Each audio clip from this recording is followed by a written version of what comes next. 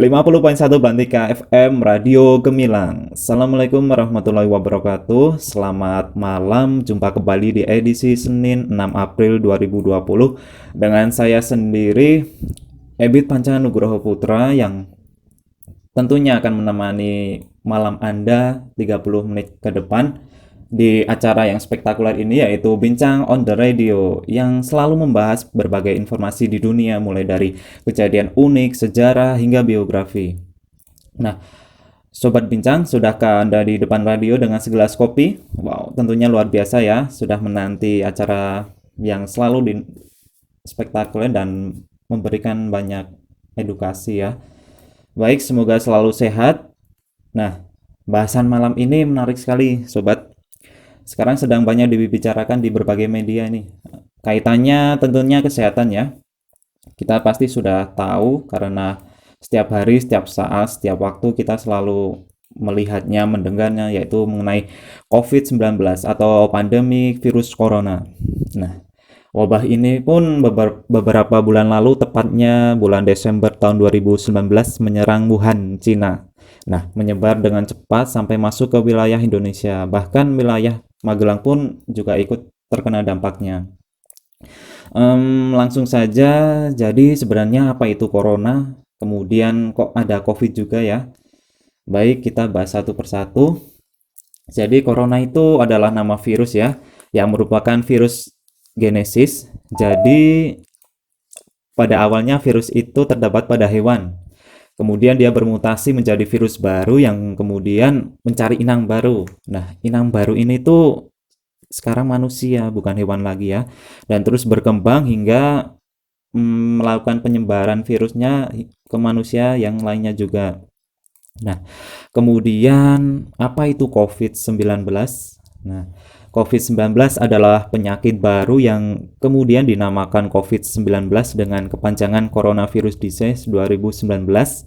Ya, karena memang dia dilaporkan sebagai penyakit misterius dari Wuhan, Cina, dan akhir Desember 2019 terus meningkat hingga bulan April saat ini ya, dan menyebar ke seluruh dunia sehingga WHO memberi nama atau memberi peringatan akan adanya wabah pandemi virus corona ini ya.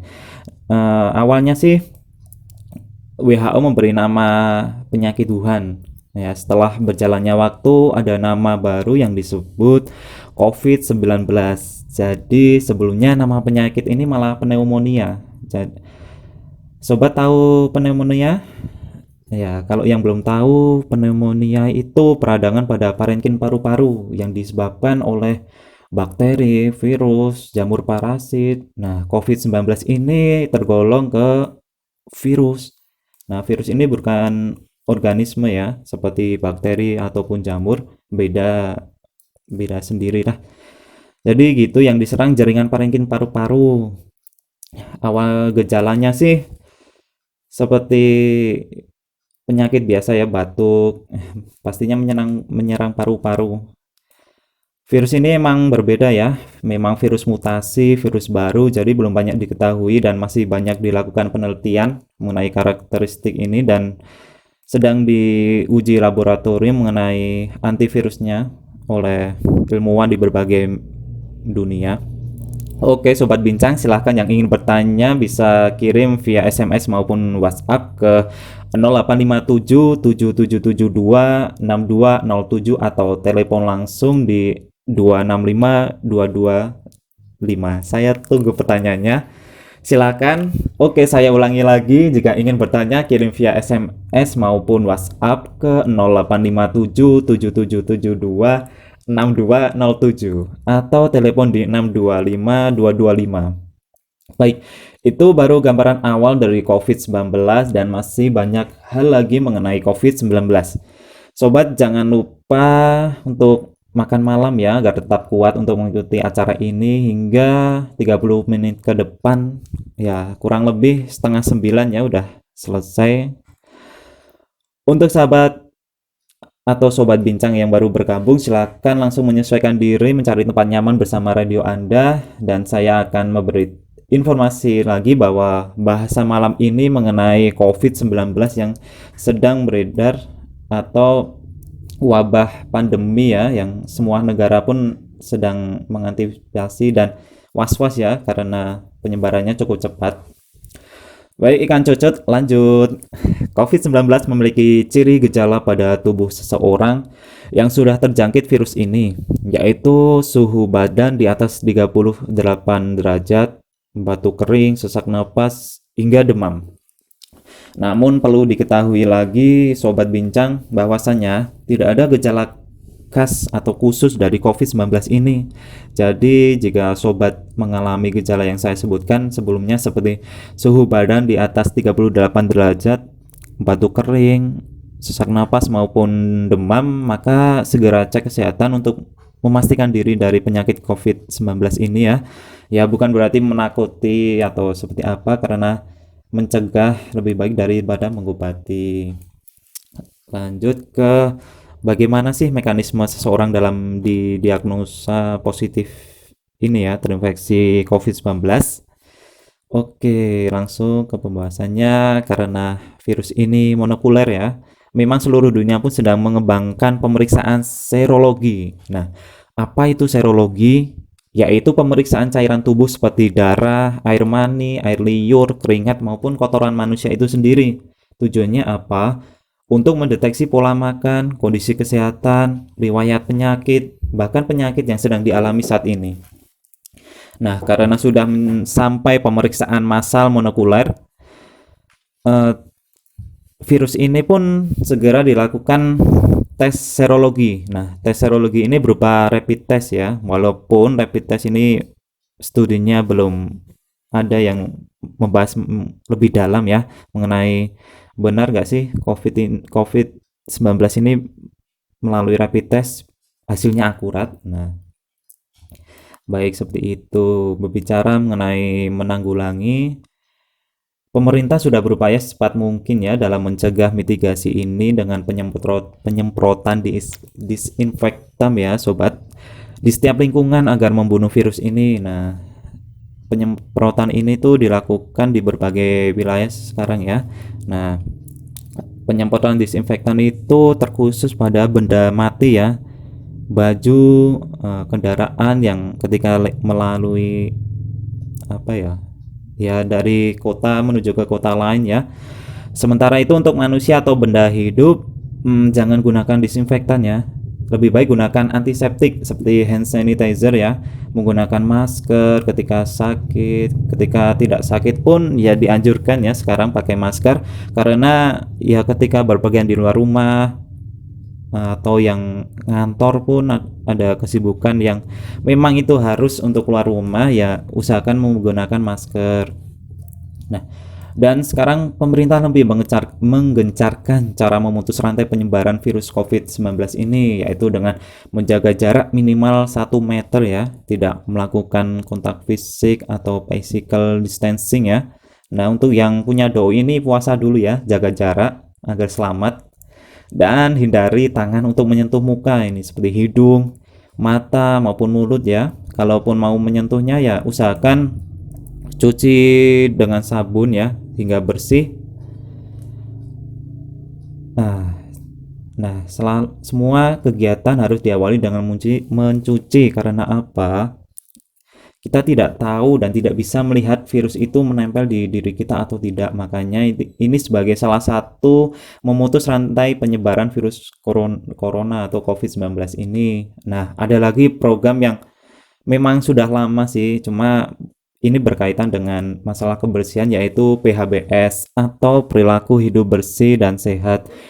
Nah, khususnya kalau di Kota Magelang ini ada dari PMI Kota Magelang, Balkesmas Magelang. Nah, seperti itu. Oke, sahabat bincang, silakan yang ingin bertanya bisa kirim via SMS atau WhatsApp ke 0857 7772 6207 atau telepon di 265 225. Saya tunggu pertanyaannya. Yap, ada SMS masuk nih dari siapa ya? Kita buka, baca. Oh, Adi di Salaman. Mas, mau tanya nih, kalau kena virus corona 19 terus sembuh, apakah tubuh itu lebih kebal seperti penyakit cacar itu ya. Oh ya, salam juga buat teman-teman mahasiswa Untidar yang gabut karena kuliah online. Oke, kita sama bro. Oh, asik ya. Kalian kuliah di rumah, saya kerja ya tetepan. Oke, secara umum sebenarnya selain COVID-19 ini memang ya tubuh kita akan memiliki antibodi yang lebih karena berhasil melawan virus atau penyakit dalam diri kita. Hanya saja beberapa artikel ini yang sudah publikasi ini meresahkan nih, bahwasanya pasien yang sudah terinfeksi dan sembuh itu bisa terinfeksi lagi. Nah, itu kan sangat meresahkan, apalagi orang yang panik itu kan, kasihan kan. Jadi yang bisa kita perbuat adalah mencegahnya agar tidak semakin menyebar luas. Virus ini tergolong RNA ya, yang kecepatan mutasinya 10 pangkat 3 sampai 10 pangkat 5, sehingga semakin dia bermutasi itu semakin cepat regenerasinya dan cepat pula penyebaran virusnya. Jadi satu-satunya cara yaitu mencegah dan jangan terlalu resah karena bisa menurunkan imun tubuh manusia. Tetap tenang, jaga diri dan berdoa ya. Oke, ada pertanyaan lagi nih dari Lesmana di Payaman. Nah, Mas, misal pandemi udah kelar nih, apakah ada kemungkinan terjadi penyebaran lagi atau malah virus ini akan berakhir juga ya? Oke, kita jawab. Pandemi COVID-19 ini sudah menyebar ke seluruh dunia. Ya, makanya dinamakan pandemi dan selesainya pun entah kapan dan berapa lama virus ini akan berakhir. Ilmuwan Amerika pun pernah mengatakan bahwa virus ini akan berakhir selama 6 bulan ke depan. Kalau Indonesia bukan ilmuwan ya yang memperkirakan akhirnya, malah eh, paranormal ya yang katanya April ya. Semoga saja itu cepat berlalu ya. Amin. Kemudian pandemi COVID-19 berakhir itu yang kita tunggu-tunggu, apakah dapat menyebar lagi? Ya, mungkin saja COVID-19 akan berakhir, tetapi virus yang bermutasi lainnya kemungkinan bisa terjadi dan dapat menyebar mengancam peradaban manusia saat ini ya, karena kita lihat 100 tahun terakhir ini sudah ada beberapa virus yang menggemparkan dunia terkait penyebarannya, bahkan hampir mendekati pandemi ya, seperti SARS dan MERS. Jadi virus ini dapat bermutasi dan kembali lagi. Nah, kita sebagai manusia harus bisa menjaga kesehatan diri ya, kebersihan ya, semua itu untuk menghentikan penyebaran virus corona dan virus-virus lainnya. Tentunya kan kita tidak mau ya ada virus-virus yang menempel, kecuali virus cinta. Nah, asik, semua malah menyukainya. Nah, oke, cukup dua pertanyaan untuk sesi ini ya. Saya akan lanjut membahas mengenai COVID-19. Oke, Sobat Bincang, ada hal yang menarik nih dari virus COVID-19, yaitu mengenai droplet COVID-19 yang menempel pada benda mati atau di udara ini ya, karena ada info yang beredar bahwa virus itu bukan termasuk organisme. Nah, maka virus ini akan hidup jika menempel pada inang atau benda hidup seperti manusia dan hewan. Nah, dan virus akan mati jika menempel pada benda mati, seperti itu sobat. Nah, ada lagi, saya pernah baca artikel mengenai penelitian yang meneliti virus SARS-CoV-2 yang menyebabkan virus COVID-19 ini, yang dibandingkan dengan SARS-CoV pada tahun 2002 secara aerosol, yaitu virus yang berada di udara, itu berapa lama dia hidup. Nah, artikel ini mengungkapkan bahwa tahan selama 3 jam dalam suhu 21 hingga 33 derajat Celcius. Ya, ini contoh suhu tropis ya, seperti Indonesia dan Asia. Dan ketika surface seperti tembaga, karton, ada lagi stainless steel, nah kemudian hingga plastik ya. Nah, seperti itu. Hanya saja droplet seperti plastik ini benda yang paling lama tahan untuk virus. Nah, virus ini bisa bertahan di plastik selama 60 jam ya. sebuah media yang paling lama untuk virus bertahan hidup, dan paling cepat itu virus menempel di tembaga ya, karena tembaga itu media yang memiliki kandungan antibakteri ya, yang dapat cepat membunuh virus maupun bakteri. Nah, di Indonesia sendiri sudah ada pasien positif COVID-19 yang dinyatakan sembuh dengan durasi karantina yang berbeda-beda. Dari kajian WHO yang kemudian diserap kembali oleh Presiden kita, mengatakan bahwa terdapat beberapa kriteria pasien positif COVID-19 ini yang berpengaruh dalam proses penyembuhannya. Ada banyak sih, saya kurang paham ya, belum baca lebih lagi. Ada yang 14 hari hingga sebulan, ada pula yang hanya 6 hari. Yaitu semua kembali lagi dari kriteria yang ada ya, yang ditetapkan oleh pasien tersebut. Nah, ketika pasien itu sembuh, maka belum bisa dinyatakan benar-benar sembuh atau negatif COVID-19. Mereka masih perlu 2 hari secara berturut-turut untuk memastikan bahwa ya benar-benar negatif COVID-19 dan bisa dinyatakan sembuh dengan tes itu tadi 2 hari secara berturut-turut. So, COVID-19 ini bukan masalah sepele ya, Sobat Bincang, karena perlu penanganan khusus dalam operasi penyembuhan pasien positif COVID-19 ini. Langkahnya yaitu mengisolasi diri di rumah tentunya ya. Ini memiliki dampak yang sangat luas karena untuk keselamatan orang lain juga ya, dengan tidak melakukan physical distancing atau kontak fisik, social distancing, berkerumun. Ya, seperti itu. Tetaplah di rumah karena kita juga bisa kan bekerja ataupun belajar di rumah. Banyak media atau aplikasi yang memadai mengenai hal itu. Oke, Sobat Bincang yang ingin tanya lagi silahkan bisa kirim via SMS atau via WhatsApp ke 085777726207, atau yang ingin langsung telepon bisa di 265225. Saya tunggu lagi ya pertanyaannya. Baik, saya ulangi sekali lagi. Yang ingin bertanya kirim via SMS atau WhatsApp ke 085777726207 atau telepon di 265225. Sobat Bincang, saya tidak bosan-bosannya mengingatkan untuk menjaga kesehatan ya, kesehatan diri.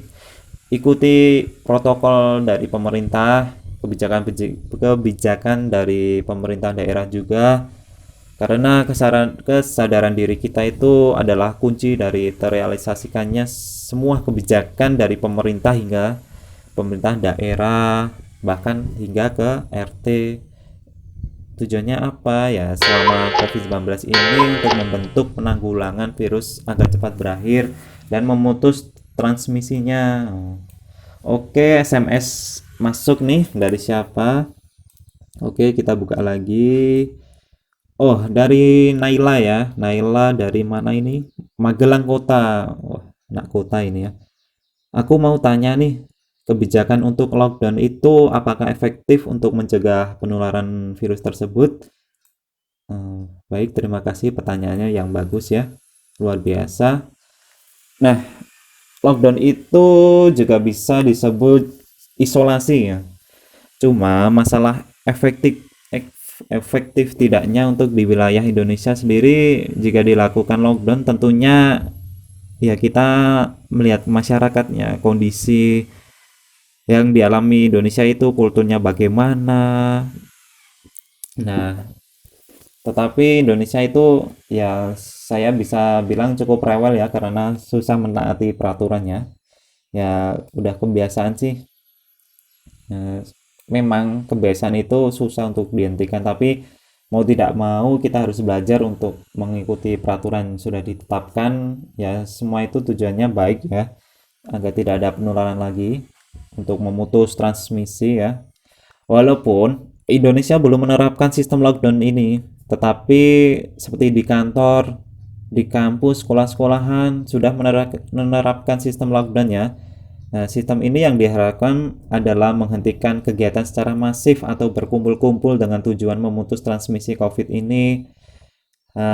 Hanya saja kebijakan lockdown di kantor, di kampus, sekolahan lainnya, ini tujuannya untuk memutus COVID-19 ya hanya sebatas wilayah mereka saja, wilayah kantor, wilayah lembaga pendidikan itu sendiri ya.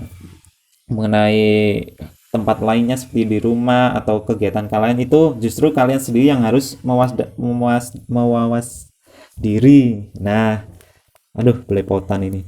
Baik, tentunya semua harus kesadaran diri ya untuk saling menjaga diri, tidak kontak fisik ya. Jika kontak ya segera cuci tangan dengan air yang mengalir kalau ada dan gunakan sabun ya hingga bersih minimal 30 detik lah untuk memastikan bakteri atau virus ini benar-benar hilang tersapu oleh sabun dan air yang mengalir. Nah, di Wuhan sendiri, Cina sebagai wilayah di suatu negara yang pertama menetapkan kebijakan lockdown ini sekaligus muncul virus awalnya itu di Wuhan. Nah, di sini mereka mengeluarkan militernya untuk menjaga wilayah itu dari lockdown itu sendiri agar tetap kosong ya, biar kebijakan itu dapat terrealisasikan. Siapapun yang tidak memiliki kepentingan yang mendesak dilarang berkeliaran atau memasuki kota tersebut. Nah, bahkan orang mau keluar pun dijaga sama tentara di sana, kecuali ada alasan atau kepentingan ya, itu baru boleh. Nah, kalau di Indonesia memang kebijakan lockdown itu masih sekarang pun menjadi kontroversial ya, karena apa? Ini masih luas ya pembahasannya seperti masalah ekonomi, masalah sosial juga. Apalagi ini mau bulan puasa. Nah, ketika puasa selesai pun lebaran ya. Kita tahu lebaran itu seperti apa. Ujung-ujung ya, serawung, ya mampir ke sanak saudara, pulang kampung. Nah, maka itu Indonesia belum atau bahkan tidak menerapkan lockdown, hanya saja arahan social distancing dan physical distancing. Dan memang tiap pemimpin di daerah pun ada yang tetap nekat melakukan lockdown, menutup perbatasan, transportasi umum, bahkan tiap desa, tiap kampung pun malah menutup jalan akses ke desa itu ya, kecuali asli dari kampung tersebut. Nah, jika mau keluar pun harus lapor Satpam yang bertugas di sana. Jika keluar memang diperbolehkan. Jika kembali atau ingin memasuki kampung atau desa tersebut dilakukan penyemprotan disinfektan, seperti perbatasan juga seperti itu. Oh ya, jadi menurut saya pribadi lockdown itu efektif jika dilihat dari segi pemutusan transmisi virus COVID-19 ini. Well, tiap negara juga punya kondisi dan keadaan yang berbeda, sehingga kebijakan lockdown ini bisa dipertimbangkan baik tidaknya di suatu negara. Ya, satu lagi nih, ternyata orang sehat dengan daya tahan tubuh yang sehat pula, kuat pula, bisa juga terjangkit virus COVID-19 ini. Nah, ini menjadi kewaspadaan kita semua ya, karena orang sehat itu juga bisa menjadi droplet COVID-19 yang tidak menunjukkan gejala-gejala mengenai terjangkitnya virus COVID ini yang tanda yang saya sebutkan tadi ya. Seperti apa? Nah, seperti demam, suhu badan yang tinggi, batuk kering, sesak napas. Nah, seperti itu. Ketika telah masuk ke tubuh orang yang sehat ini ya seperti orang normal biasanya, jadi tidak bisa dideteksi kecuali melakukan tes di laboratorium. Nah, hal ini pun cukup apa ya, jadi kewaspadaan karena malah lebih mudah menularkan ya, karena ya kita lihat orangnya normal normal normal saja ya, Tapi jangan cemas, jangan resah ya, tetap berpikir positif karena rasa cemas dapat menurunkan imun tubuh ya. Ya, kembali lagi ke social distancing itu ya. Oke, pertanyaan selanjutnya datang dari Raisa. Hai Ebit. Oke, hai Raisa. Aku mau tanya nih, katanya virus COVID-19 ini nggak tahan sama suhu panas, itu benar nggak sih? Terus ada pertanyaan, kalau pakai hair dryer itu bisa nggak? Soalnya suhunya kan panas, anginnya itu kan panas kalau keluar, jadi bisa bunuh virus di baju atau jilbab. Bener nggak sih? Nah, ya, ini akal-akalannya warga plus 62 ya. Kreatif, nggak ketolong ini ya. Lucu ya. Baik, jadi gini ya, Raisa. Sebuah artikel mengatakan bahwa SARS-CoV-2 ini dapat mati pada suhu panas. Nah, kisarannya berapa? Ini saya baca artikel lainnya. Kalau yang tadi kan sekitar suhu tropis ya, 21 hingga 33 derajat. Kalau ini berbeda lagi karena suhu panas atau iya suhu panas memang untuk dapat membunuh virus ini di atas 50 derajat Celcius. Nah, tinggi juga ya. Bisa juga pada kelembapan. Oke, dalam kasusnya membunuh virus COVID-19 menggunakan hair dryer itu menurut saya tidak efektif ya. Malah ya apa ya? Nggak baik malahan. Kenapa saya bilang nggak baik? Jadi gini ya, hair dryer adalah alat pengering rambut ya. Alat ini tergolong aerosol atau mengeluarkan udara. Udaranya pun panas ya dari hair dryer ini. Nah, kita tak ketahui sendiri virus COVID-19 lebih mudah penyebaran melalui udara. Nah, bayangkan kalau memang itu menempel di baju, eh, apa ya, jilbab, setelah kontak fisik dengan PDP atau positif COVID itu kemungkinan terjadi droplet dan akan menyebar ya karena virusnya tersapu oleh angin dan menyebar kemana-mana ini. Nah, malah fatal kan, apalagi kalau digunakan muka. Nah, ini sama aja mendorong virus itu masuk ke hidung ya sobat. Jadi ya menurut saya janganlah, apalagi kulit kan butuh kelembaban tertentu, bukan malah dikeringkan pakai hair dryer, malah merusak kulit juga, ini lapisannya nggak baik ya. Kalau udah masuk ke hidung kan ya gimana sih, kita pasti takut ya, otomatis positif COVID-19. Terus kalau udah masuk gimana? Apakah tubuh manusia itu dipanaskan pakai air panas? Nah, nggak mungkin kan? Karena daya tahan tubuh manusia itu terbatas dalam menahan suhu panas. Nah, jadi hair dryer ini tidak baik, tidak efektif. Jangan digunakan ya. Kalaupun ingin mencari suhu panas ya, suhu alam itu banyak, seperti menjemur pakaian di bawah terik matahari ya, di jam-jam tertentu ya, pastinya siang hari. Dan tambahan untuk kalian semua yang berbelanja dimanapun berada, ya tetap cuci bersih barang itu sekaligus dengan diri Anda, menggunakan air mengalir, sabun ya, gunakan sebaik mungkin untuk menjaga kebersihan. Kebersihan apa ya, diri kalian, keluarga, bahkan orang lain. Nah, sampai saat ini pun apa ya, virus atau antivirus ini belum dapat ditemukan dengan jelas, dengan baik. Selalu uji klinis. Yang terbaru ini menggunakan antivirus SARS pada tahun 2002 hingga 2003 yang masih ada obatnya, dan masih coba untuk pasien positif mengenai antivirus ini apakah berhasil atau tidak. Nah, tetap pesan saya, jaga daya tahan tubuh, jangan banyak pikiran, jaga pola makan, istirahat yang cukup. Well, seperti itu saja.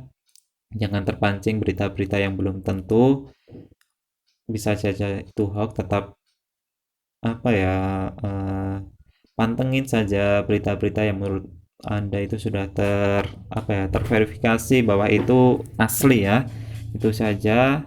Terima kasih. Selamat malam dan selamat beristirahat. Wassalamualaikum warahmatullahi wabarakatuh.